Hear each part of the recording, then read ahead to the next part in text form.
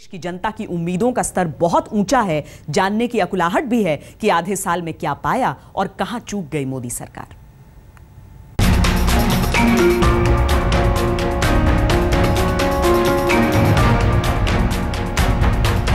छह महीने में मेरा हिसाब मांग रहे हैं।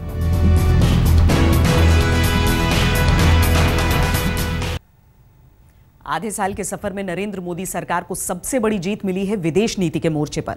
नरेंद्र मोदी ने नेपाल और भूटान, फिजी जैसे छोटे देशों को अपना बनाने के लिए जहां खजाने का मुंह खोला, वहीं जापान और चीन से अरबों रुपयों का करार किया। जिस अमेरिका ने मोदी को कभी वीजा नहीं दिया था, वहां व्हाइट हाउस लाल कालीन बिछाए मोदी का इंतजार कर रहा था। Brazil, Japan, America, Australia, Modi जहां भी गए भारत का डंका बजा कर आए। एक के पास एक होते हैं तो 1 + 1 + 1 + 1 8 होते हैं, लेकिन एक के साथ एक खड़े हो जाते हैं तो एक एक एक एक एक करके संख्या अरबों खरबों में पहुंच जाती है।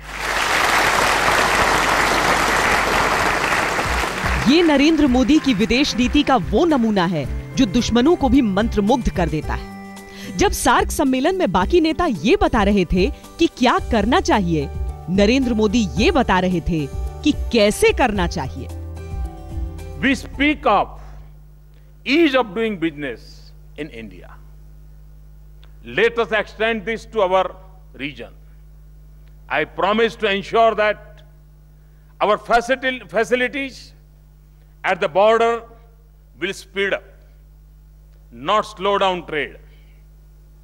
Let us all make our procedures simple, our facilities better, our standards common, and our paperwork less burdensome. बात सिर्फ सार्क सम्मेलन की ही क्यों करें?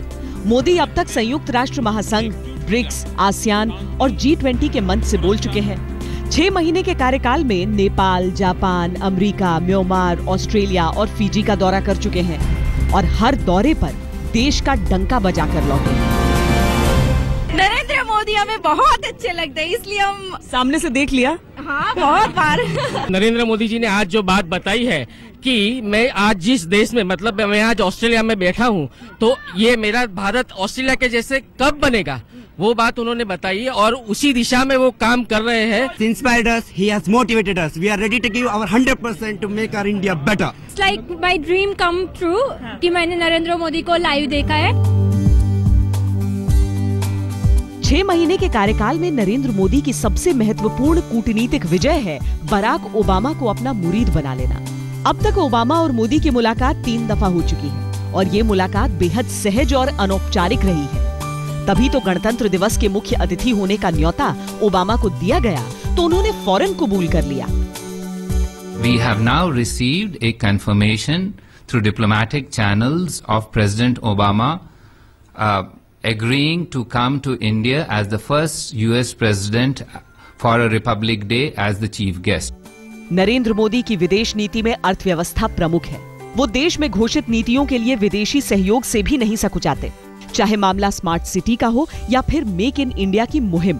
पर उनके आलोचक ये इल्जाम जरूर लगाते हैं कि प्रधानमंत्री देश में कम, विदेश में ज्यादा दिखते हैं। अब ये देश के विदेशों में मोदी की लोकप्रियता का आलम ये है कि ऑस्ट्रेलिया में उन्हें सुनने के इच्छुक लोगों के लिए समूची ट्रेन चला दी गई। नेपाल के कार्यक्रम में फेरबदल हुआ तो लोग अनशन तक पर बैठ गए। विदेशी निवेश और सहयोग का असर 6 महीने में नहीं दिख सकता। हाँ, रिश्तों के बीज बो दिए गए हैं। उम्मीद है आने वाले सालों में इसका फल पूरे देश को मिलेगा।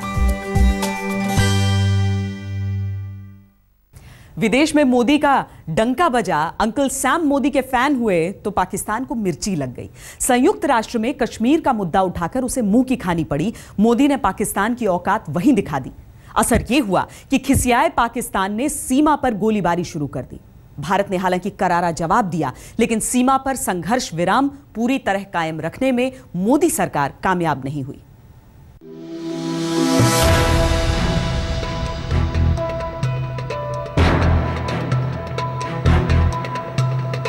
ये 6 महीने की बड़ी नाकामी है। सवाल मोदी सरकार की मंशा पर नहीं उठ सकते। पर प्यार और फटकार का हर हथियार इस्तेमाल कर लेने के बावजूद पाकिस्तान की फितरत को न बदल पाना विफलता ही है। The Indo-Pakistani relationship is hostage to domestic politics. And therefore, the first and the most important step is that we must build a domestic consensus within our respective political establishments. दो देशों के बीच कटुता हो, वो कटुता अचानक दोस्ती में बदल जाएगी, जो 1947 से आज तक नहीं बदली, वो सारा मोदी जी आएंगे और 5 महीने में कायाकल्प कर देंगे, ऐसी खुशफहमी किसी को नहीं पाई।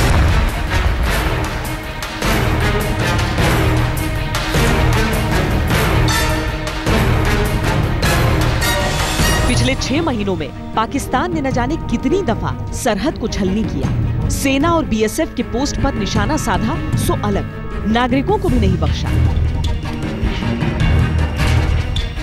इधर चुकरोई फार्म से जा रहे हैं, चुकरोई से घर को जा रहे हैं स्कूल से, उधर बम फटे हैं, 4 बम फटे हैं। काफी भैंस, कोई 15-16 भैंस मर चुकी हैं, 8 आदमी हम जख्मी हो गए हैं।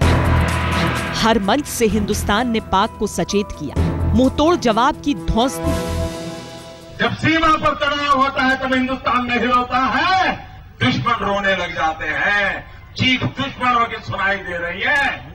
और मैं देश के जवानों को बधाई देता हूं, सीमा पर बैठे हुए जवानों को बधाई देता हूं। उन्होंने हिम्मत और हौसले के साथ अपनी ताकत का परिचय दे दिया है और उनको भी पता चल गया है कि वक्त बदल चुका है। लेकिन पाकिस्तान पर कुछ भी काम नहीं आया। युद्ध विराम का उल्लंघन भी जारी रहा, घुसपैठ भी कायम। पाकिस्तान की धोखाधड़ी आज की बात नहीं है, लेकिन मोदी के नेतृत्व में उम्मीद अलग थी। उम्मीद अब भी कायम है, लेकिन इस दफा तो डीरेल बातचीत भी पाकिस्तान को ट्रैक पर नहीं ला पा रही। नरेंद्र मोदी ने लोकसभा चुनावों में प्रचार के दौरान महंगाई पर लगाम लगाने का वादा किया था, लेकिन सरकार संभाली तो उन्होंने जनता से साफ कहा कि अच्छे दिनों के लिए कड़वी दवाई भी पीनी पड़ेगी। कुछ कड़े फैसले हुए, लेकिन अच्छे दिनों की शुरुआत हो गई। 6 महीने में डीजल पेट्रोल के दाम लगातार गिरे हैं, महंगाई दर भी पिछले 5 साल के सबसे निचले स्तर तक पहुंच गई, अर्थव्यवस्था भी बम बम कर रही है।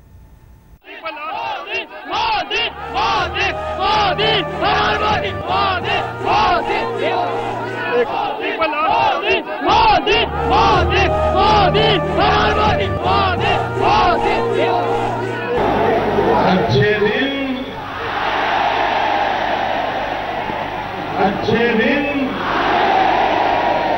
इस 2 शब्द के नारे ने समूचे देश पर ऐसा जादू किया था। मैं नरेंद्र दामोदर दास मोदी कि मोदी के शपथ लेते ही चमत्कार की उम्मीद लेता हूं कि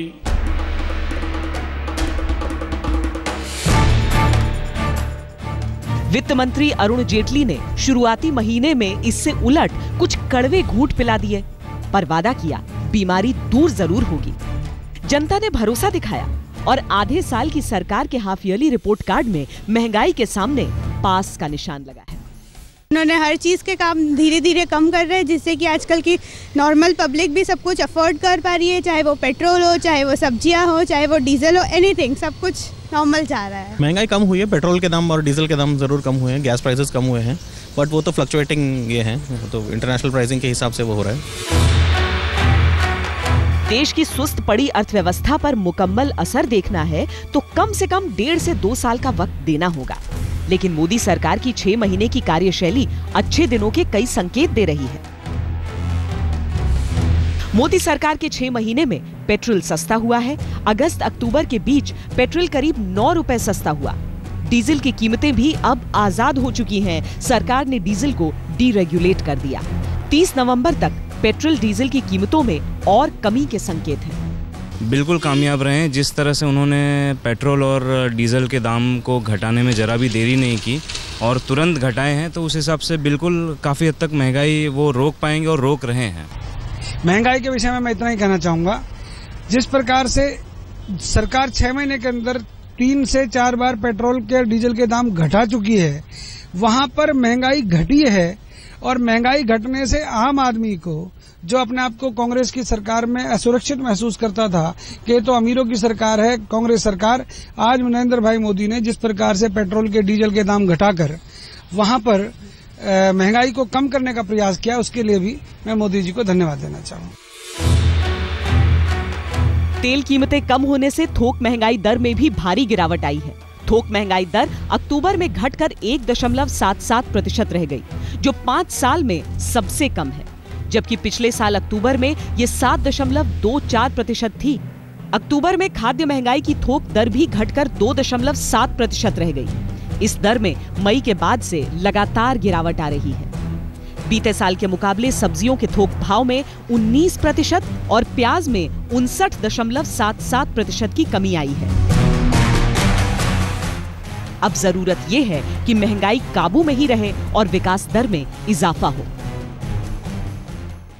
नरेंद्र मोदी के नाम पर बीजेपी को सबसे ज्यादा वोट देश के नौजवानों ने दिया था, क्योंकि मोदी ने नौजवानों को सुनहरे भविष्य और अच्छे रोजगार के अवसरों के सपने दिखाए थे। मोदी ने make in India, smart city जैसे कई ड्रीम प्रोजेक्ट्स की शुरुआत तो की, लेकिन आधे साल में नौजवानों को रोजगार दिलाने में मोदी कोई कमाल नहीं कर पाए। मेक इन इंडिया,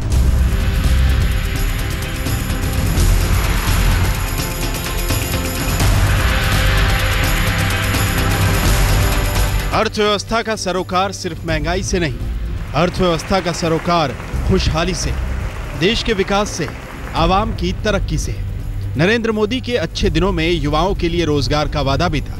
उन्होंने इसकी तरफ कदम भी उठाए जब मेक इन इंडिया के जरिए देश में उद्योग को बढ़ावा देने की सोची।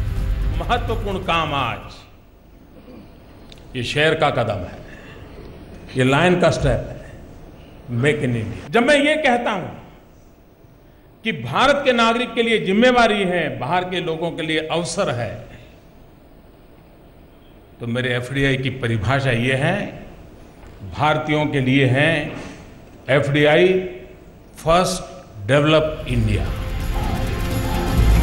चुनावी जीत के बाद से अब तक बाजार का उत्साह बरकरार रहा है। सेंसेक्स में करीब 4000 अंकों का उछाल आया, तो निफ्टी में करीब 1300 अंकों की बढ़त हुई। 26 मई के बाद से फॉरेन इंस्टीट्यूशनल इन्वेस्टर्स ने भारत के डेब्ट और इक्विटी मार्केट में $25 बिलियन का कारोबार किया। अलग अलग देशों के दौरों में निवेश के वादे हासिल किए, लेकिन जमीनी तौर पर रोजगार के मौके तैयार नहीं हुए हैं। 6 महीने बाद मोदी सरकार की घोषणाओं का जो डिब्बा है वो भर गया है। अब इसका क्रियान्वयन हो, ये तो जैसे ट्रेडमिल होती है, ट्रेडमिल सरकार है, देखते हैं सब भाग रहे हैं पर उसी जगह खड़े हैं। मुझे लगता है कि ये जो सरकार है, ये सरकार सिर्फ सपना स्वयं भी देखती है और दूसरों को भी दिखाने का काम करती है। सपने बेचे, युवाओं के साथ विश्वासघात किया, सब कुछ सामने है। मुझे लगता है 6 महीने का कार्यकाल तो सिर्फ नरेंद्र मोदी जी ने खुद की अंतर्राष्ट्रीय पटल पर प्रसिद्धि कैसे हासिल की जाए उसकी मार्केटिंग में बता दी। रोजगार बढ़ाने की कोशिशें बड़े बड़े मंच से दिखी। मेक इन इंडिया के मंच से अंबानी ने भी रोजगार का वायदा किया था। India as a country is blessed with a leader as our Prime Minister, Shri Narendra Bhai Modi. Made is always in the past. Make is about the present and the future. सच ये है कि कोशिशें शुरू हो चुकी हैं। सवाल सिर्फ इतना है कि जिन युवाओं ने बढ़ चढ़कर मोदी का समर्थन किया, वो नौकरी के लिए कितना सब्र और करेंगे। महात्मा गांधी का सपना अपनाकर नरेंद्र मोदी ने कैसे पूरे हिंदुस्तान को ला दिया हरकत में। आधे साल का सबसे बड़ा कमाल, नरेंद्र मोदी का ड्रीम प्रोजेक्ट स्वच्छ भारत अभियान। मोदी ने न्यूयॉर्क के मैडिसन स्क्वायर में महात्मा गांधी के स्वच्छ भारत का सपना साकार करने का प्रण लिया था। भारत लौटे तो हाथ में झाड़ू उठा ली। झाड़ू देश के प्रधानमंत्री ने उठाई थी, प्रेरणा पूरे देश को मिली। हर खासो आम ने जैसे भारत को स्वच्छ बनाने का प्रण ले लिया।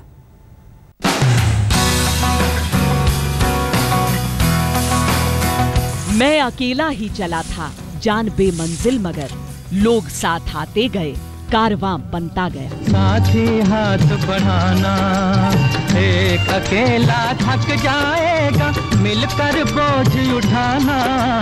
साथी हाथ बढ़ाना, साथी हाथ बढ़ाना, साथी रे, साथी हाथ बढ़ाना, साथी रे, And yes, of course, I alone can't do that. So I have a huge amount of people who are helping me do it.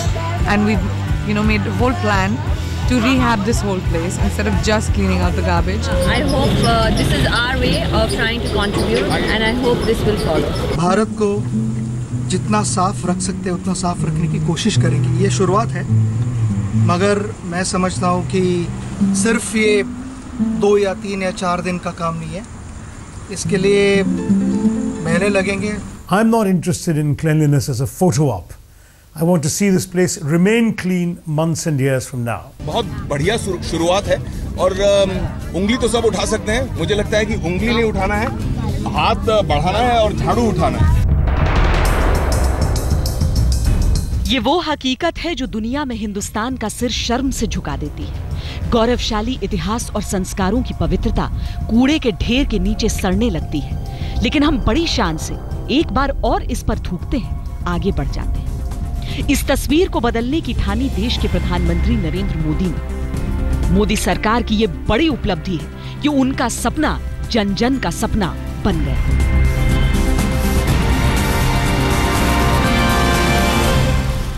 Twenty 2019 में जब महात्मा गांधी के 150 हो, तब पूरा भारत ये संकल्प करे, हम महात्मा गांधी को जो सबसे प्रिय जो चीजें थी, एक उनको प्रिय था हिंदुस्तान की आजादी, और दूसरा उनको प्रिय था सफाई. प्रधानमंत्री नरेंद्र मोदी ने स्वच्छता को आदत बनाने के लिए खुद हाथ में झाड़ू थामे और गंदगी के साथ जीने की आदत डाल चुके लोगों को स्वच्छ भारत अभियान के तहत निमंत्रण दिया राष्ट्र के विकास में अपनी सहभागिता तय करने की. अब हमारा कर्तव्य है कि गंदगी को दूर करके भारत माता की सेवा करें. मैं शपथ लेता हूं कि मैं स्वयं स्वच्छता के प्रति सजग रहूंगा और उसके लिए समय दूंगा. हम मेहनत वालों ने जब भी मिलकर कदम बढ़ाया, सागर ने रास्ता छोड़ा, पर्वत ने शीश झुकाया. पहली बार बदलाव सिर्फ बातों के दायरे से ऊपर उठकर हकीकत में नजर आने भी लगा है. छोटी छोटी कोशिशों से बड़ा जनमानस तैयार किया जा रहा है. एक ऐसा जनमानस जिसकी सोच में सफाई हो, जिसकी आदत में गंदगी हटाने का संकल्प हो, ताकि साफ सुथरे गांव और शहर विकास और सोच में बदलाव की नजीर बन जाएं और स्वच्छ जीवन जिंदगी का मंत्र बने. किस मोर्चे पर नरेंद्र मोदी सरकार ने मारी बाजी और किन मोर्चों पर सरकार हुई नाकाम? आधा साल कितना कमाल अभी जारी है.